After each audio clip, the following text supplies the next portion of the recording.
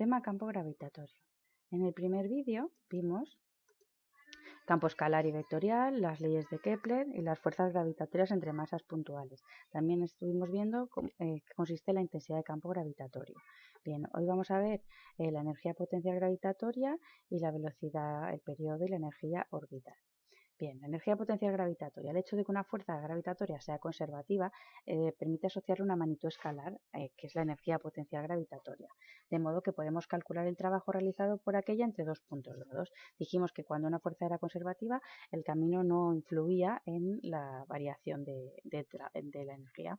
Entonces, trabajo que reconocemos que era fuerza por desplazamiento. Si es fuerza por desplazamiento, nuestra energía potencial va a ser la fuerza gravitatoria por el desplazamiento, de manera que nos quedará la constante por las masas dividido entre la distancia, no al cuadrado, sino la distancia.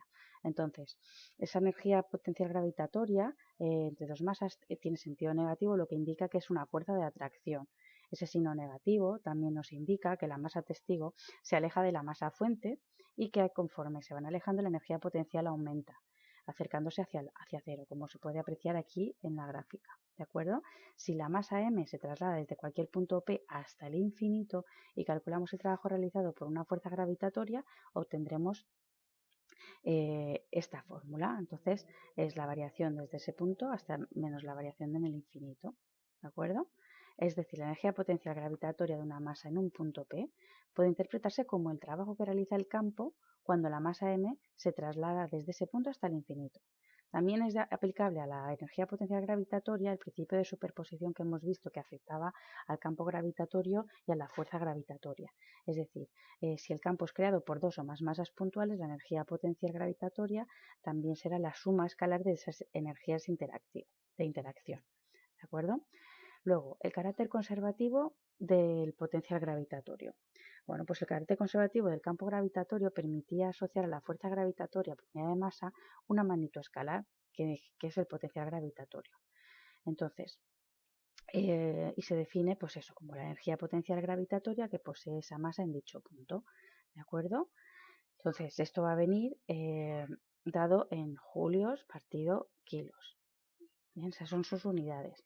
Y aquí tenéis la fórmula. Entonces tenemos lo que es la energía potencial que la teníamos de la transparencia anterior entre la masa. Y nos queda que ese potencial, que esta v no es velocidad, es potencial, es igual a menos la g, que es la constante universal, de la masa de ese punto partido por la distancia. Todos los puntos que equidistan de la masa fuente tienen el mismo valor de potencial. Es decir, lo de las isolíneas que comentábamos. ¿De acuerdo? Y con un radio R tienen el mismo valor y forman lo que se denomina una superficie equipotencial. Bueno, es lo que acabamos de decir. Y aquí tenemos lo que es la variación de potencial gravitatorio, ¿de acuerdo? Se resta entre ellos. Luego tenemos también que le afecta el principio de superposición, que es lo mismo. Si el campo es creado por dos o más masas puntuales, el potencial gravitatorio será la suma escalar de estos potenciales. Y si la masa fuente es la Tierra, pues trataremos como una masa puntual el potencial gravitatorio y tendremos la distancia será el radio de la Tierra más la distancia del punto que consideremos. Bien, trabajo y diferencia de potencial gravitatorio. Si consideramos dos puntos A y B de un campo gravitatorio, cada uno de estos puntos tendrá un valor definido para el potencial. Supongamos una masa testigo que se traslada de A a B. Y tenemos el teorema de la energía, que ya vimos en el tema anterior.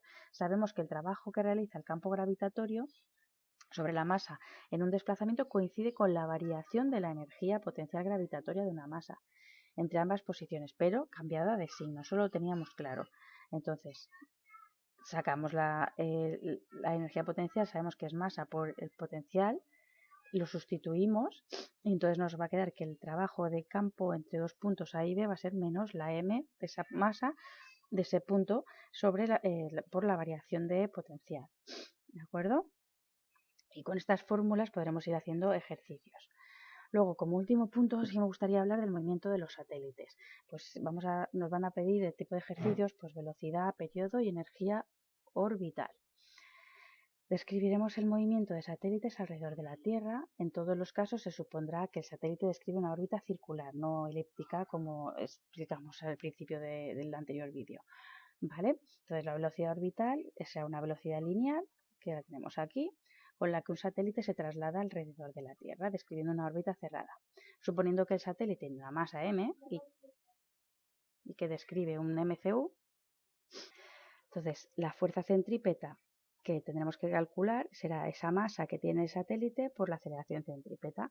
Entonces la fuerza nuestra es G por m de la Tierra por m del satélite partido de la distancia que separa la Tierra del satélite. Y eso es igual a la masa por la centrípeta, que dijimos que era la velocidad al cuadrado, en este caso será la tangencial del satélite, que es la orbital, dividido por el radio. Y aquí despejamos la velocidad, ¿de acuerdo? La r, esta distancia, también hay que considerar e incluir el radio de la Tierra. Bien, y por último, ¿cómo calcularíamos el periodo? Pues en base a las fórmulas que dimos en el MCU, pues es acordarnos que la velocidad lineal también es igual a la omega por el radio y que omega es igual a la vuelta completa de 2pi radianes partido por el periodo y igualarlo a la velocidad que nos ha dado en el ejercicio anterior, o sea, en el apartado anterior, y de ahí despejaríamos la t. ¿Qué es la energía orbital? Pues la energía de ligadura es la energía total o mecánica que posee un satélite en su órbita. En el satélite en su órbita tiene asociada una energía. Esta energía es tanto cinética como potencial gravitatoria. Entonces, aquí tenemos la cinética y la potencial gravitatoria, que ya la hemos visto en transparencias anteriores. Entonces, la energía será esta fórmula, ¿de acuerdo? ¿Y qué es la velocidad de escape? Pues es la mínima velocidad, que esta definición, este concepto suele salir muchísimo en exámenes de EBAU, ¿de acuerdo? Es la mínima velocidad que hay que suministrar a un satélite situado en un punto del campo gravitatorio terrestre para que salga de la influencia de este. Para ello, la energía total que debe poseer el satélite debe ser al menos nula. Entonces, en la fórmula que teníamos anterior la igualamos a 0 y de ahí sacamos la velocidad de escape, que no tiene nada que ver con la velocidad orbital, ¿de acuerdo?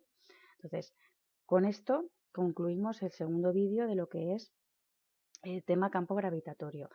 A continuación haremos una serie de ejercicios, tanto de BAU como de segundo de bachiller, en los cuales, incluso de primero, en los cuales pues, se repasan todos este tipo de conceptos. Muchas gracias como siempre por vuestra atención.